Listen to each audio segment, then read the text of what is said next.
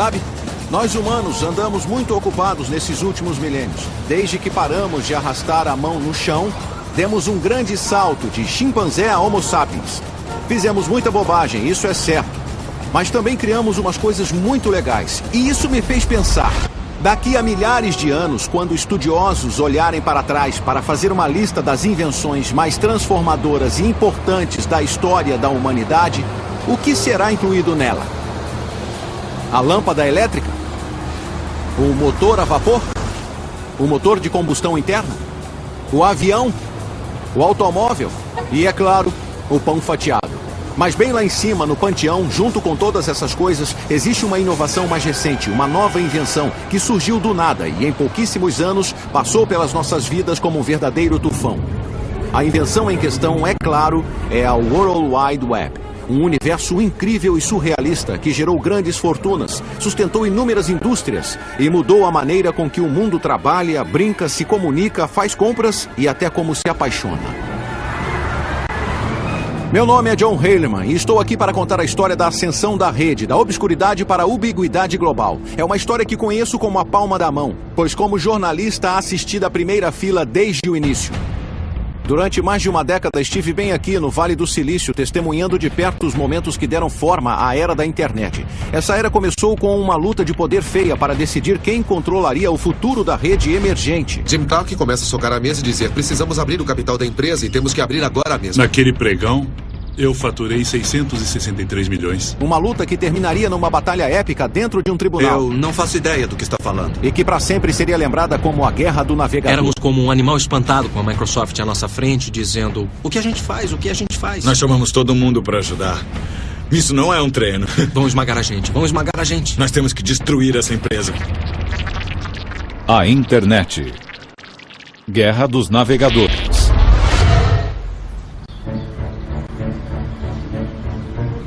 Hoje todos estamos acostumados com a rede, com os seus grafismos e sons enfeitados, onde um clique do mouse pode nos direcionar a um novo caminho. Quem sabe onde se pode parar? Ah, que droga! Mas no início dos anos 90 a rede era muito diferente. Era basicamente uma rede de pesquisa obscura, inventada alguns anos antes por um cientista inglês chamado Tim Berners-Lee. Havia umas poucas e preciosas páginas na web, e as que existiam não eram nada mais do que linhas e linhas de textos chatos. Era preciso ser um geek para ficar empolgado com aquilo. Mas um desses geeks, um estudante visionário de ciência da computação da Universidade do Illinois chamado Mark Andreessen, teve uma ideia doida. Ele imaginou um futuro onde todo mundo, inclusive gente comum como você e eu, adotassem a rede como parte da nossa vida diária. O Andreessen trabalhava num cubículo perto de mim e ele estava trabalhando num produto diferente. E aí ele ficou todo doidão com essa coisa chamada web. Àquela altura a internet era só pra nerds mesmo, era só pra acadêmicos, pesquisadores e cientistas, e não havia nada que pessoas comuns podiam fazer nela, mas era tão útil pra quem a usava que eu achava que todos deveriam poder usá-la. Aí ele disse: cara, esse lance vai mudar o mundo, vai ser demais, é tipo uma hipermídia global. Aí eu só virei e disse: então tá. Andreessen podia ser o mais animado de todos, mas logo ele e vários de seus amigos programadores da faculdade estavam tentando deixar a web mais fácil de usar e mais intuitiva, colocando imagens, fotos e ferramentas de áudio e vídeo. O fruto de seu trabalho foi este: um software simplíssimo do tipo aponte e clique, o primeiro navegador gráfico da web, e cada vez que você surfa na internet hoje, está usando um de seus descendentes. No outono de 1993, os geeks de Illinois postaram o Mosaic Online e o transformaram em uma dádiva para a humanidade, gratuita para baixar, e que dádiva acabou se revelando. Quando fizemos o anúncio em nosso grupo de notícias, naquele momento um grupo de notícias da Usenet, e eu disse: alguém por aí quer participar do teste beta? E como eu tive 12 respostas, mandei o navegador para 12 pessoas, e a partir daí se espalhou como um vírus, de 12 para 100, para 1000, para 1 milhão. Esse foi o momento em que a internet passou da obscuridade para a ubiquidade, de um brinquedo para geeks e uma ferramenta para cientistas para uma mídia de massas de boa-fé. Um bando de garotos na casa dos 20 anos que se alimentavam de programas e hambúrgueres tinham iniciado uma revolução. Mas antes que o Mosaic tivesse a chance de se globalizar e, em paralelo, Bill Gates e a Microsoft precisava de mais um ingrediente, um monte de grana bem alto. Este prédio caríssimo foi um presente para a Universidade Stanford deste homem, um de seus ex-professores, Jim Clark. Garoto pobre do oeste do Texas, Clark era um ex-desistente do colégio que se transformou em professor de ciência da computação em Stanford e fundou a empresa Silicon Graphics, o que o tornou uma lenda no Vale. Ele gostava de carros velozes, vinhos caros e de fazer peripécias que desafiavam a morte, como pilotar um avião de acrobacias. A primeira vez que nos encontramos, ele me levou num passeio de helicóptero que quase nos matou. Mas tendo deixado a Silicon Graphics, Clark queria uma coisa nova, uma coisa grande. Quando viu o Mosaic, logo ficou convencido do que havia encontrado. Eu tinha passado muitos anos pensando na convergência de diferentes tipos de mídia com tecnologia digital. Então formou-se na minha mente a ideia de que a internet e a World Wide Web seriam a coisa que anunciariam essa convergência. Sem perder tempo, Clark contatou Mark Andreessen, que tinha se formado no colegial e, com estilo, deixou Illinois com um emprego no Vale do Silício. Fevereiro de 94. Estou no trabalho e recebo um e-mail de Jim Clark dizendo: estou pensando em fundar uma nova empresa de software. Vamos marcar uma reunião e conversar? Então eu disse: bem, isso é interessante. Então infringi a minha regra de não acordar antes do meio-dia e tomei café da manhã com ele às 7 da manhã. Nos meses que se seguiram, Mark e Clark se tornaram inseparáveis, enquanto tramavam como transformar o Mosaic na base de uma empresa comercial. Mas isso obviamente não era uma coisa que eles podiam fazer por conta própria. Eles precisavam de uma equipe e logo embarcavam num avião rumo a Illinois, numa viagem de recrutamento que seria a centelha da era da internet. Pegamos um avião e chegamos no final da noite e encontramos todo mundo numa pizzaria. Aí nos sentamos, tomamos cerveja, comemos pizza e falamos genericamente sobre as nossas ideias. Acho que estávamos todos um pouco intimidados, para dizer a verdade, porque ele era um figurão do Vale do Silício, ele era relativamente famoso, tinha fundado uma empresa de informática bem grande. Todo mundo sabia que ele tem muita grana, que estava vindo para cá, mas ele nos ouviu. Na época eu não tinha um conceito de como ganharíamos dinheiro, mas é como muitas outras coisas. Se existem tantas pessoas usando uma coisa e ela tinha expandido para 1 milhão de usuários em um período de 9 meses, devia haver um jeito de faturar com ela. Mas esses caras não tinham ideia nenhuma. Na época, o que importava a Clark era fazer os geeks de Illinois subirem a bordo. Então ele lhes fez uma oferta muito além de seus sonhos mais loucos. E cada um de nós voltou com brilhos nos olhos, meio nas nuvens, sabe? E eu tava só no primeiro ano da universidade. E de repente recebi uma oferta de emprego em tempo integral antes mesmo de me formar, e com toda aquela grana foi tipo, nossa, que demais, por que eu ia recusar, né? Olhando para trás, pode parecer óbvio que o navegador da web mudaria o mundo. Mas embora Jim Clark possa ter sacado esse insight, a maioria das pessoas não sacou, inclusive uma que se esperaria que tivesse sacado imediatamente: Bill Gates. Gates, é claro, era o cofundador CEO da Microsoft, a mais importante e fantasticamente lucrativa empresa de alta tecnologia de todas. No decorrer de 2 décadas, a Microsoft tinha estabelecido praticamente um monopólio sobre os sistemas operacionais dos PCs e tinha usado esse monopólio para passar a controlar toda a indústria da computação. A web era cyberespaço na forma de uma estrada enorme, veloz e extasiante, capaz de levar você aonde sua curiosidade o conduzisse. Mas Bill Gates achava que essa estrada da informação devia ter pedágio. A Microsoft controlaria todas as cabines e todos deveríamos pagar para dirigir nela. Valeu, cara. O sistema online de Gates se chamava, nossa, que surpresa, Microsoft Network. E em 1994, muita gente inteligente presumiu que ele conseguiria impingi-lo ao mundo, como era de costume. Ali estava a super autopista de informação que os futuristas vinham prevendo há anos. E embora Gates ainda não tivesse se dado conta, o seu pior pesadelo estava para se tornar realidade. Um bando de moleques tão jovens e ambiciosos quanto ele já estava para ameaçar tudo o que ele representava e tudo que a Microsoft tinha realizado.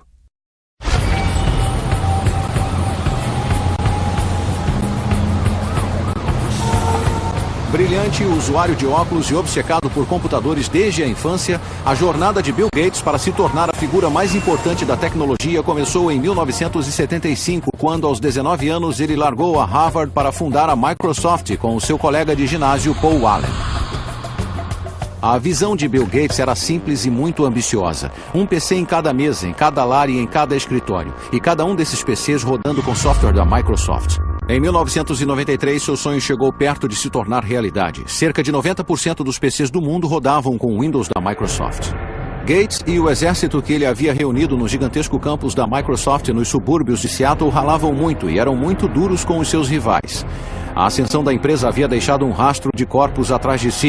Havia o Lotus, havia o World Perfect, havia o Borland, havia o Novell, até mesmo a poderosa IBM, todos deixados de joelhos. Gates agora era um dos homens mais ricos e influentes na face da Terra, e ele sabia disso. Certa noite, em um jantar, ele e alguns amigos discutiam a eleição de Bill Clinton à presidência, e Bill Gates soltou essa: "Eu tenho tanto poder quanto o presidente tem." A mulher dele o chutou embaixo da mesa ao ouvir isso, mas a verdade é que ele podia ter razão. Para muitos, o poder de Gates era sedutor, irresistível. Se você era um engenheiro de software jovem e faminto como Thomas Werdon, ou Harvey Partovi, ou um executivo experiente como Sam Jadala, a Microsoft era o lugar para se estar. Um lugar onde não importava se você era bonito ou atlético.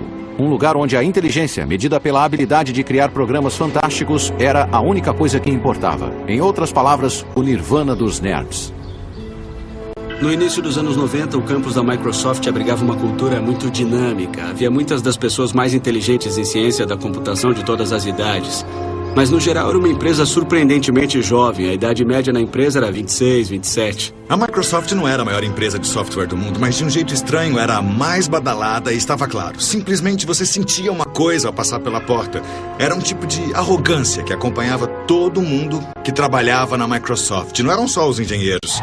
Entrei no Microsoft em 1987 e era um grupo de pessoas que queria vencer. Era um grupo de pessoas muito agressivas com toda a concorrência que havia. O comportamento da Microsoft era mesmo radical, mas a sua inspiração não era tanto a arrogância, mas sim o medo e a insegurança. Gates sabia que a qualquer momento algum iniciante qualquer numa garagem em algum lugar poderia surgir e derrubar a Microsoft do mesmo jeito que eles fizeram com outros. E junto com seu primeiro-tenente, Steve Ballmer, ele estava determinado a impedir que isso acontecesse. Diferentemente de Gates, que havia largado a faculdade, Ballmer tinha se formado em administração. Enquanto Gates era o superego da Microsoft, magricela e cerebral, Ballmer era o Ed feroz, corpulento e emotivo. Não era nada comparado ao próprio Gates, o mais inteligente de todas as pessoas inteligentes da Microsoft. Um crânio que não aceitava bem nenhum revés, se é que ele sofria algum. Isso é ridículo. Mas eu isso não vou é usar necessário. essa coisa. Não. Alguém está confuso. Alguém não está pensando. Quer dizer, nunca mesmo. Vocês nunca entenderam o princípio da coisa. Todas as vezes que me encontrei com Gates, houve apenas um elemento consistente. O momento em que ele dizia que alguma coisa que eu disse tinha sido a coisa mais estúpida que ele já tinha ouvido. E eu nem trabalhava pro cara. Mas Thomas Werdon, sim. E ele se lembra de seu primeiro encontro com Gates como uma das experiências mais irritantes de sua vida. Ele não é conhecido por distribuir elogios. Ele só dizia tipo... É bom, tá bom. Provavelmente vamos ter que fazer mais do que isso. E esse era o máximo de feedback que a gente recebia. E não era desinteresse por parte dele. Eu acho que o que aprendi na época é que não ser detonado por ele já era uma grande vitória.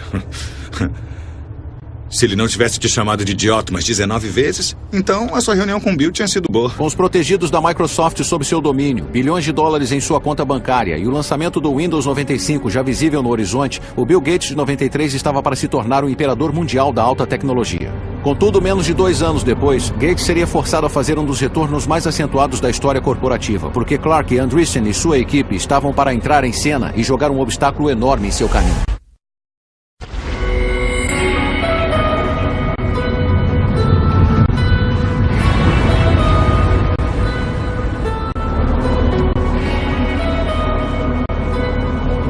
Algumas partes do mundo sempre foram ímãs para certos tipos de pessoas. Los Angeles atrai atores, Las Vegas atrai jogadores e Paris atrai artistas. Esta faixa de 50 quilômetros entre São Francisco e São José sempre foi um ímã para, digamos, aqueles com inclinação para a tecnologia. No verão de 1994, este lugar havia se tornado o lar de Jim Clark e seu jovem bando renegado de pioneiros do navegador.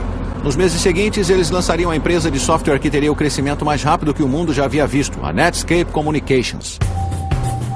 Sob o olhar vigilante de Clark, o pessoal da Netscape defendia a causa de ampliar o alcance da ainda embrionária web e talvez conseguir enriquecer nesse processo.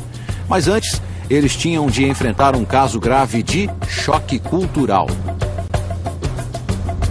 Eu nunca tinha estado na Califórnia antes, e quando cheguei aqui foi tipo, como é que ninguém nunca me falou desse lugar antes? Isto é a Meca. Aqui é um tipo de Disneylândia dos geeks deste país. E também foi uma estratégia brilhante pegar um monte de caras, tirá-los de sua zona de conforto e jogá-los dentro de uma nova empresa, porque não fazíamos mais nada além de trabalhar. O plano era simples. Em Illinois, a gangue tinha criado o primeiro navegador gráfico da web, o Mosaic.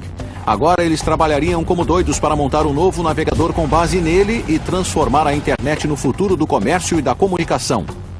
Era só mais um dia comum de trabalho, certo? Eu acho que a missão, segundo foi comunicado a mim e ao resto do grupo, era tomar o mundo o mais rápido possível. Sabe, nada gigantesco, nada grandioso. Era só ir até lá e fazer um software tão atraente, tão legal, que você teria de ser um idiota para não querê-lo. Mas todos na Netscape sabiam que o tempo era crítico. A cada dia que passava, a web se tornava mais popular. O receio era que outra empresa mais poderosa visse o seu potencial e lançasse um navegador antes que a Netscape tivesse essa chance. Trabalhava em ciclos de 36 horas, então eu trabalhava umas 24 horas e dormia umas 12 horas. E praticamente só comia balas e tomava soda limonada. Depois que começamos, predominou um grande senso de urgência.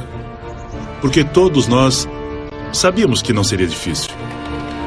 E eles tinham razão em se preocupar porque em Seattle, apesar de Bill Gates ainda ter as suas dúvidas sobre a web, alguns funcionários já sabiam da Netscape. Thomas Reardon, em certo momento, contatou a jovem empresa para farejar informações e descobriu que, apesar de seus temores, a Netscape em público emitia outra vibração, a de suprema arrogância. Sabíamos da existência deles à distância, então eu telefonei, falei com o executivo de lá e, basicamente, o cara me mandou plantar batata. E eu pensei, nossa, os outros para quem eu ligava reagiam tipo, a Microsoft tá ligando. A Netscape, 15 minutos depois, me mandou, não estamos interessados. E não se limitou a isso não, porque depois veio um nem pense em ligar de novo. E quando você trabalha na Microsoft, você acaba ficando acostumado a ser o senhor da indústria e todo mundo acaba venerando você em algum momento. E nada. Ficou claro que culturalmente a Netscape já percebia a Microsoft como aqueles a combater. No dia 13 de outubro de 1994, após meses de programação febril, o novo navegador da web da Netscape, o Navigator, finalmente chegou às ruas. A partir desse momento, o conflito era inevitável, e a Netscape no papel de Davi e a Microsoft como o pujante Golias. Você pode não achar que Davi teria muita chance nessa luta, mas desde que foi lançado o Navigator, o navegador da Netscape fez sucesso instantâneo. Na noite do lançamento, ocupamos uma das salas de conferência, montamos um computador para acompanhar os downloads e criamos um efeito sonoro, um tiro de canhão, cada vez que alguém baixasse o software. E depois de um tempo parecia uma guerra, porque não paravam, os tiros de canhão eram contínuos. Em pouco tempo, a web se espalharia como fogo de palha por todo o globo. A era da internet havia começado e não tinha nada a ver com a Microsoft. Não se tinha visto nada parecido na história do software. Em 30 dias... 90% das pessoas que estavam na web mudaram do Mosaic para o Navigator. E isso não acontece nessa área. Nunca, nunca, nunca. Num dado momento, a Netscape teve 1 milhão de downloads. E então nós pensamos, o que é que está havendo? 1 milhão de downloads? Esse é um número considerável, mas a verdade é que as preocupações da Microsoft com a Netscape não se limitavam a um mero navegador. E entender o motivo requer só um pouquinho de conhecimento técnico. No ramo da informática, as empresas que têm o maior poder controlam o que é conhecido como plataforma de software. É o software sobre o qual os outros programas rodam. Com seu quase total monopólio com o sistema operacional Windows, a Microsoft controlava essa plataforma. E sobre ela aconteceu toda a ascensão e queda no ramo da informática. Durante muitos anos era impossível imaginar que qualquer um pudesse desafiar a sua supremacia. Mas então os muitos rivais de Bill Gates no Vale do Silício começaram a imaginar um futuro diferente, no qual o navegador poderia ser uma plataforma alternativa, onde você poderia satisfazer todas as suas necessidades online, e assim nivelando a concorrência na indústria e transformando o Windows, o software mais rentável na história do homem, totalmente irrelevante. De repente nos demos conta disso. Uau, a blindagem tem um ponto fraco. Existe um jeito de alguém derrotar a hegemonia do Windows. E existem outros programas que podem se popularizar e, de repente, nós podemos perder a nossa posição de liderança. O sucesso repentino da Netscape não passou despercebido para a Microsoft. De repente, Bill Gates entendeu não só a importância da web, como também a escala de sua própria estratégia e a necessidade de ratificá-la. Imediatamente. Certa vez, tarde da noite, Gates sentou-se ao seu computador e redigiu um memorando de convocação intitulado A Onda de Maré da Internet.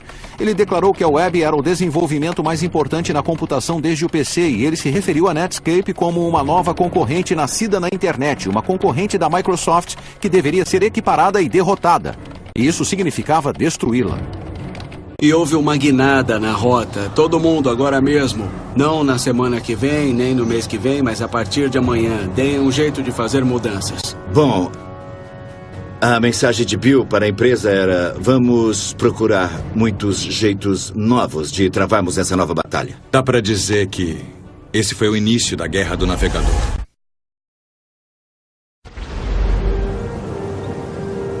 Em 1993, fora de um pequeno círculo de hackers de computadores e cientistas da pesada, a internet era desconhecida e mal amada. Mas em 1995 a situação havia mudado dramaticamente. Agora, graças à magia e energia de um bando de engenheiros aqui no Vale do Silício, a internet estava se tornando um fenômeno em grande escala, uma tecnologia comparável em importância à televisão e à imprensa. E na liderança desse ataque estava a Netscape, com seu navegador que estava se tornando o portal de entrada da web para milhões de pessoas. A empresa tinha acabado de contratar um respeitável CEO e os lucros estavam entrando. O futuro parecia tudo cor-de-rosa, ou não? Este homem com certeza não concordava. Ele se chama Gary Reback, um conhecido advogado antitrust do Vale do Silício que no verão de 1995 estava se preparando para a batalha de sua vida. Como muitos outros no Vale, ele sabia que Bill Gates queria a internet e, mais do que a maioria, ele sabia, graças a uma carreira de conflitos com a Microsoft em defesa de seus clientes do Vale, que quando Gates defendia seus negócios, uma coisa era certa: havia sangue. E Reback tinha sido contratado pela Netscape e, na hora, ele viu que a jovem empresa havia subestimado e muito a ameaça que enfrentava. O plano empresarial da Netscape presumia que a Microsoft obedeceria à lei, ou que alguém os forçaria a obedecer à lei, e eu suponho que isso não seja nenhum absurdo. Afinal, quando você abre um negócio, não espera que um concorrente incendeie a sua fábrica. Não espera que um concorrente vá aos seus distribuidores e os ameace de falência se comercializarem o seu produto. Mas foi exatamente isso que a Microsoft fez. O problema para a Netscape era que a Microsoft e Bill Gates tinham percebido que a jovem empresa era a principal ameaça à sua dominância continuada. Na salva de abertura de uma guerra de alta tecnologia, Gates despachou um grupo especial de enviados, incluindo Thomas Werdon, para um encontro de chefões por trás das linhas inimigas aqui, onde então era a sede corporativa da Netscape. E o resultado foi uma das reuniões mais controversas da história empresarial moderna. Sabe-se com certeza que a reunião entre a Microsoft e a Netscape aconteceu aqui, mas o que aconteceu por trás de portas fechadas ainda é assunto de muito debate. A versão da Microsoft é mais ou menos assim. Nós fomos até lá em junho de 1995 e tivemos uma discussão bem aberta com eles sobre como poderíamos trabalhar com a Netscape, como trabalharíamos com ele em servidores da web, navegadores e como daria para usar, tipo, o Microsoft Word para rodar com o software da Netscape. Foi uma discussão bem ampla, que rolou por umas 6 horas, um dia inteiro de discussões. E foi interessante, a reunião correu fácil e amistosamente. Ei, isso não parece tão ruim, mas a versão dos eventos da Netscape foi só um pouquinho diferente. Eles foram à reunião e fizeram uma oferta.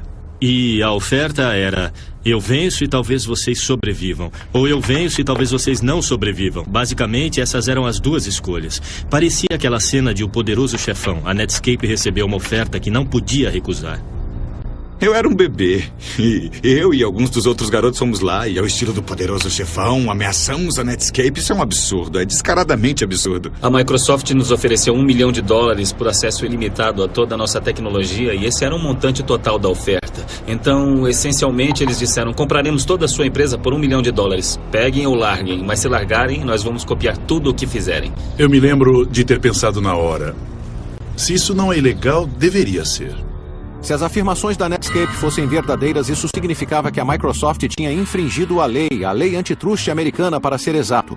O objetivo da lei era restringir o comportamento de empresas detentoras de monopólios, e a maioria dos especialistas não concordava que era isso que a Microsoft tinha com o seu sistema operacional Windows.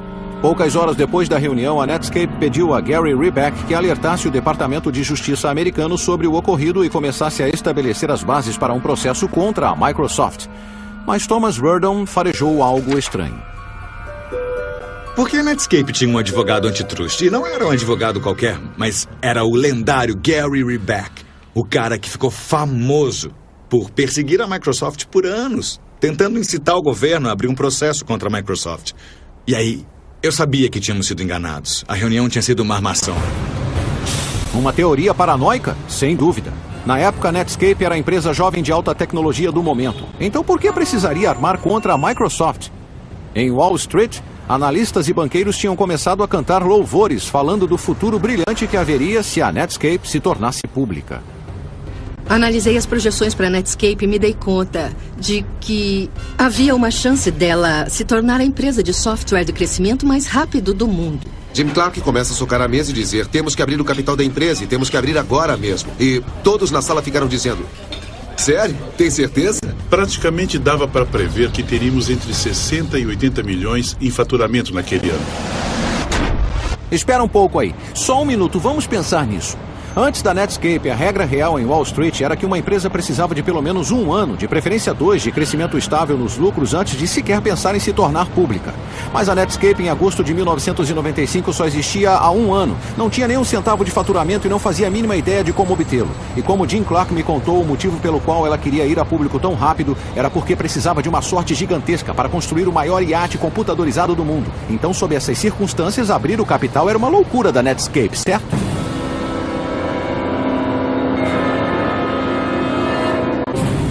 Errado. Em seu primeiro dia na bolsa, as ações da Netscape subiram como um foguete, provocando um crescimento na internet que ressoaria pelo resto da década.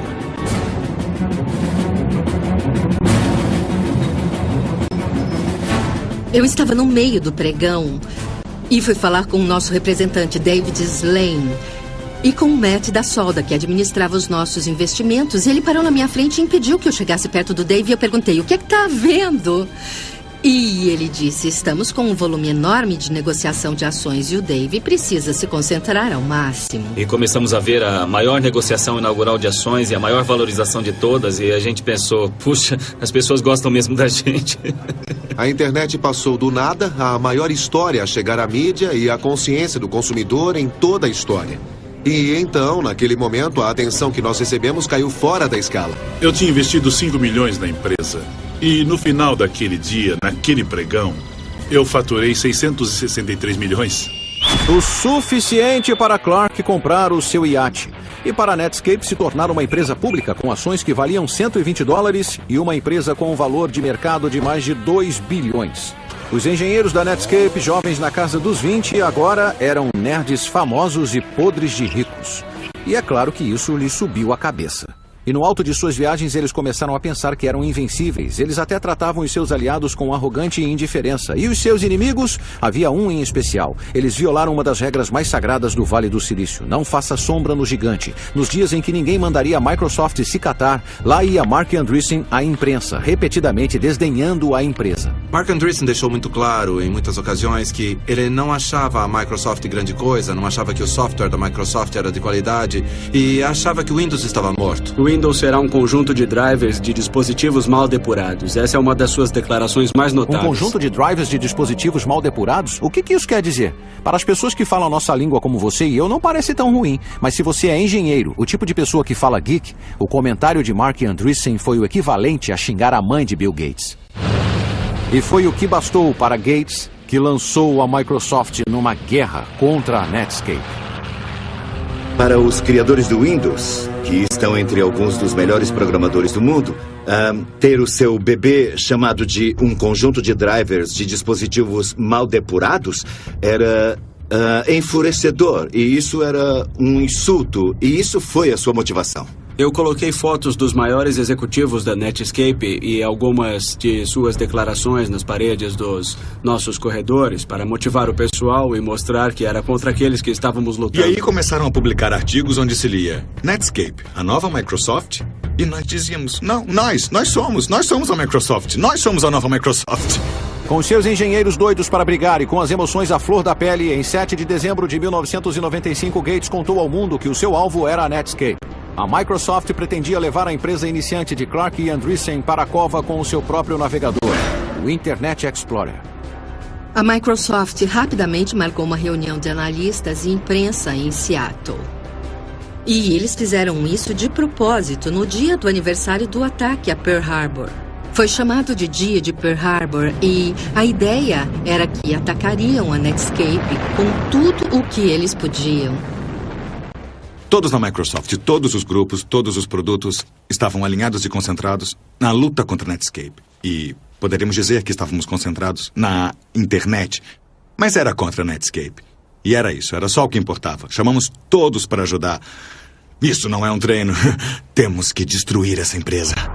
O tráfego na autoestrada da informação aumentava rapidamente e Gates acabou largando mão. Despejou milhões de dólares na web e transformou o Internet Explorer numa causa essencial na Microsoft. O gigante adormecido acordou, foi isso que ele disse. E agora a Netscape estava para encarar um mundo de problemas.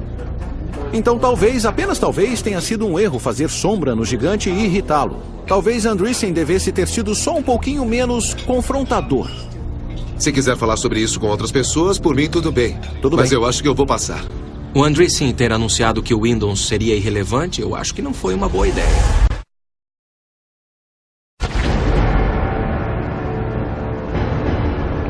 Em 1996, a internet estava no auge. Com bilhões de dólares em jogo, a Microsoft e a Netscape estavam num duelo de titãs para ver quem se tornaria a força dominante no admirável mundo novo da web. E agora ele entrava em sua fase final, a mais dramática, e para a Netscape, a fase mais devastadora.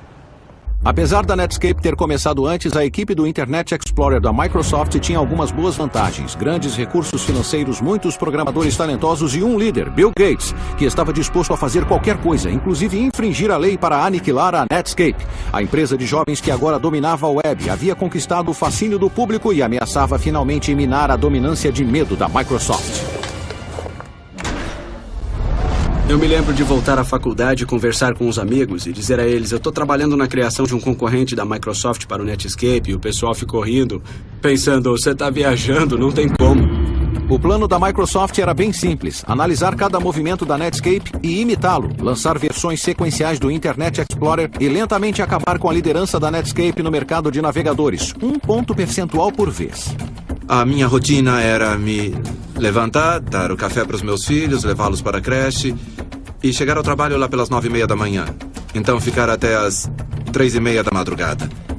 Eu ia para casa, dormia umas 4 horas, acordava com as crianças, tomava café, as levava à creche e trabalhava das 9h30 às 9h30. Comparado aos outros funcionários da Microsoft, não recebíamos nenhum adicional, só tínhamos medo de que o nosso produto perdesse. E não eram só os engenheiros que trabalhavam como se a vida deles dependesse disso. Gates também tinha à sua disposição uma outra arma formidável: o seu obscuro exército de vendedores. Ardilosos, implacáveis e às vezes furtivos, a sua missão era clara: tirar o Navigator da Netscape do mercado por quaisquer meios necessários, cortar o seu suprimento de oxigênio, como um funcionário da Microsoft disse, e enfiar o Internet Explorer goela abaixo de cada cliente da Microsoft. As pessoas que vendiam software a fabricantes de PCs eram como um culto obscuro de pessoas que sabíamos estar faturando de um jeito que talvez nem fosse bom saber. E eles eram como ninjas. Era uma coisa tipo: não pergunte a eles o que fazem, como fecham acordos. Eram acordos de $500 bilhão, ou seja, eram vendas bem grandes de multimídia. E eles faziam seja lá o que for que eles faziam, e eu não queria saber, e as pessoas à minha volta também não. O exército silencioso de vendedores assassinos de Gates usou todo tipo de tática maliciosa para impedir que os fabricantes de PCs instalassem outro navegador que não o Internet Explorer. Eles disseram à Compaq que se distribuísse nosso navegador, a Microsoft cancelaria a licença do Windows. Bem, a Compaq não poderia atuar sem a licença do Windows e, portanto, não distribuiria o nosso navegador. Podia-se dizer o que quisesse sobre o jogo sujo da Microsoft, mas estava funcionando. Enquanto as duas empresas corriam cabeça a cabeça com versões sequenciais de seus navegadores, a fatia de mercado do Internet Explorer ia crescendo e a Netscape começou a sentir o bafo da Microsoft em seu pescoço. Não havia espaço para erro. Se perdêssemos um só prazo, o cara já estava nos nossos calcanhares. Então não havia brecha, foi duro. Éramos como um animal espantado com a Microsoft à nossa frente, dizendo: o que a gente faz? O que a gente faz? Vão esmagar a gente. A sensação de morte iminente da Netscape foi incrementada por mais um fator. Para a empresa poder ficar à altura de seu potencial, ela precisava ser lucrativa, então cada centavo de lucro era precioso. Mas a Microsoft tinha bilhões de dólares no banco, e isso lhe permitiu fazer uma coisa extraordinária. Em vez de cobrar por seu navegador da web como a Netscape precisava, a Microsoft podia dar o Internet Explorer de graça, no pacote integrado do sistema operacional Windows. Com o IE4, acabou. Não era mais: vamos vencer com o Explorer 4. Nós já tínhamos mais de 80% dos usuários, ou seja, todo mundo. Em setembro de 97, a Guerra dos Navegadores terminou. A Microsoft saiu triunfante. A Netscape estava recuando, com os negócios por um fio, e sua sobrevivência era questionada. Para marcar o lançamento do Internet Explorer 4, Bill Gates decidiu dar uma festa para os guerreiros do software que criaram seu novo navegador. Mas em vez de fazê-la aqui, em Seattle, ele decidiu que seria muito mais delicioso aqui, em São Francisco, no coração do território da Netscape. Durante a celebração que se seguiu, Thomas Werdon e seus colegas bêbados notaram um E, o símbolo do Internet Explorer de quase 3 metros no saguão da festa, e foram tomados por uma ideia demoníaca, mesmo que inebriada. Decidimos içar aquele E enorme, pesando centenas de quilos num caminhão, e nós não conseguimos prendê-lo de jeito nenhum. Depois de prender o E gigantesco na caçamba do caminhão, os funcionários bêbados da Microsoft pagaram um motorista para levá-los até o Vale do Silício. E eles o jogaram aqui, na fonte da Netscape, e então voltaram para o hotel. Uma brincadeira infantil? Com certeza, mas também muito significativa. Daquele momento em diante, a Netscape só declinaria. Um ano mais tarde, a sua fatia de mercado agora na casa de um único dígito e caindo, a empresa que anunciou a era da internet foi comprada por uma empresa muito maior, mas muito mais careta, a AOL. Nós tínhamos a sensação de fazer uma coisa que duraria, e aí sermos incorporados pela AOL foi uma sensação bem ruim. Acabou, já era, não vai durar. E isso foi bem difícil. Jim Clark também ficou chateado com a morte da Netscape, mas ele tinha alguns milhões jeitos de se consolar. Eu havia investido 5 milhões na empresa e faturei quase 2 bilhões. Isso foi um pouco além do que eu precisava. Um pouco além. Todos os engenheiros originais do Netscape também ganharam os seus milhões, mas no fim eles só podiam pensar no que poderia ter sido. Sabe, nós não éramos nada. Éramos muito melhores que isso. Éramos muito melhores. Nós seríamos perdedores benevolentes. Não, nós teríamos sido maus. Eu sei disso agora, quer dizer... nunca tivemos a chance de ser realmente maus. Jim Clark e a sua gangue de programadores podiam ter sido derrotados, mas pelo menos para eles a guerra havia terminado. Contudo, para a Microsoft e para Bill Gates era o oposto.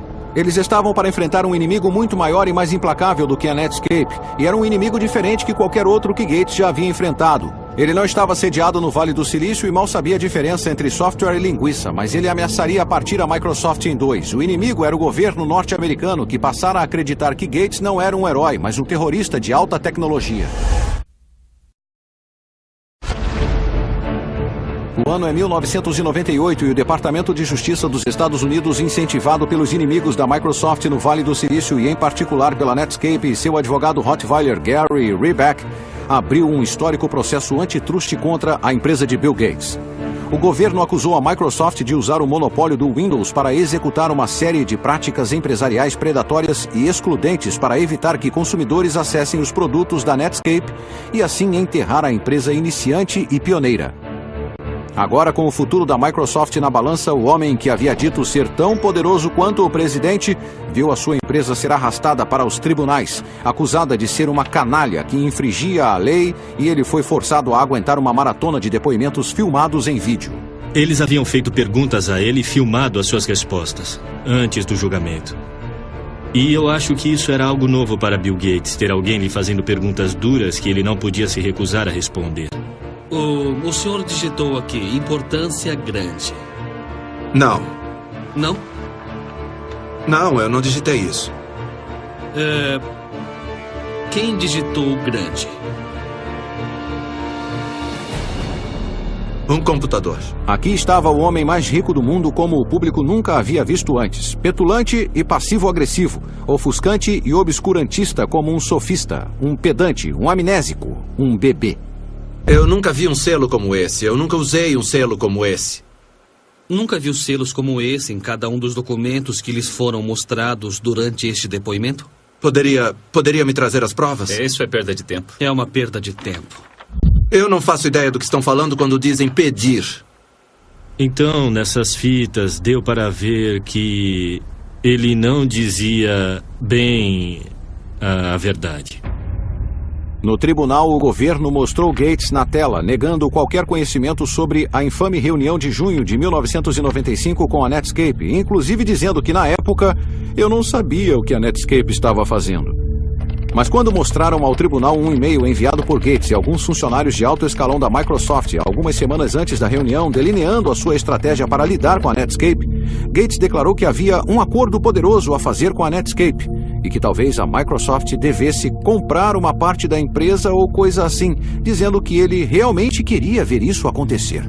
Tivemos pessoas que forçaram a barra e fizeram acordos que, em retrospecto, não deveriam ter sido feitos. Eu diria que sim, acho que fizemos. E isso dificultou muito para a nossa concorrência, porque nós aproveitamos da nossa posição e, claramente, infelizmente, foi isso que se tornou a nuvem escura sobre a Microsoft. Ter um processo anticompetitivo aberto contra nós significava que o que estávamos tentando fazer era pior para os consumidores, mas em meu trabalho diário eu sempre quis fazer um produto melhor, para que as pessoas que eu conhecia, minha mãe, o meu irmão, os meus amigos, usassem o meu produto porque ele era melhor. Em junho de 2000, o juiz federal encarregado do caso da Microsoft deu o seu veredito final. Culpada, culpada, culpada. E ele recomendou que a empresa fosse dividida, fazendo com que o seu valor na bolsa caísse 30 bilhões de dólares da noite para o dia. O veredito fez com que a equipe do Internet Explorer caísse das alturas para o chão. Mas foi mais duro ainda para o próprio Gates. O julgamento havia pesado muito para o chefe da Microsoft. Ele ficou desgastado, derrotado e fisicamente doente. A certa altura, alguns membros do conselho da Microsoft me disseram que Gates até foi às lágrimas na reunião do conselho da empresa. Contudo, finalmente, uma corte federal de apelação, embora concordasse que a Microsoft tivesse infringido a lei sistematicamente, decidiu que o veredito foi duro demais e rescindiu a ordem para dividir a empresa. Para muitas pessoas, pareceu que a Microsoft tinha se safado com assassinato de novo. Mas agora, alguns anos depois, aqui em Stanford, diante do prédio da ciência da computação Gates, ironicamente pertinho do edifício pago por Jim Clark, a história não parece tão simples. Após a conclusão do julgamento, Gates passou a sua posição de CEO da Microsoft para seu braço direito, Steve Ballmer, e logo começou a concentrar cada vez mais tempo e esforços aos seus interesses filantrópicos, geridos da Gates Foundation. O que ficou claro é que, tal qual J.D. Rockefeller, o barão da borracha de uma era anterior, Gates poderia acabar mudando o mundo com seu trabalho beneficente, tanto quanto o fez com a Microsoft. E está igualmente claro que a Microsoft não é mais a força que já foi. O jeitão e a bravata de cowboy que definiu a empresa em sua época de ouro já era. Embora a Microsoft tenha vencido a guerra do navegador, a revolução causada pela Netscape deu luz a uma nova geração de iniciantes, empresas como a Google, que fizeram a Microsoft parecer velha, perdida e lenta, assim como a Microsoft e Gates haviam feito com a IBM 2 décadas atrás. Então uma lição eterna do mundo da alta tecnologia foi comprovada de novo, que até mesmo os impérios mais poderosos podem desaparecer em um clique.